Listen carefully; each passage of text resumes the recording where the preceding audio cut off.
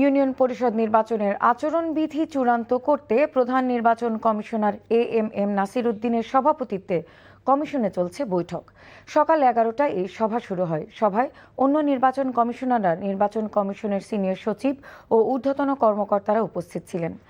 এতে স্থানীয় সরকার পরিষদসমূহের বিদ্যমান আইন পর্যালোচনা করার কথা রয়েছে। এর আগে সরকারের মন্ত্রীরা জানিয়েছেন, সেপ্টেম্বর বা অক্টোবর থেকে স্থানীয় সরকার পরিষদের নির্বাচন আয়োজন শুরু করতে চায় সরকার। জাতীয় সংসদে স্থানীয় সরকার পরিষদের সংশোধিত আইন পাশের পর ইসি নির্বাচন আচরণ বিধির খসড়া ওয়েবসাইটে প্রকাশ করে অংশীজনদের মতামত চায়।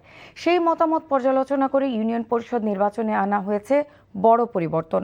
আইন শৃঙ্খলা বাহিনীর সংজ্ঞায় সশস্ত্র বাহিনীকেও অন্তর্ভুক্ত করা হচ্ছে, যা আগে ছিল না। অর্থাৎ স্থানীয় সরকার নির্বাচনেও সেনা মোতায়েনের কথা ভাবছে নির্বাচন কমিশন। আজকের বৈঠকেও চূড়ান্ত হতে পারে নির্বাচনী আচরণবিধি।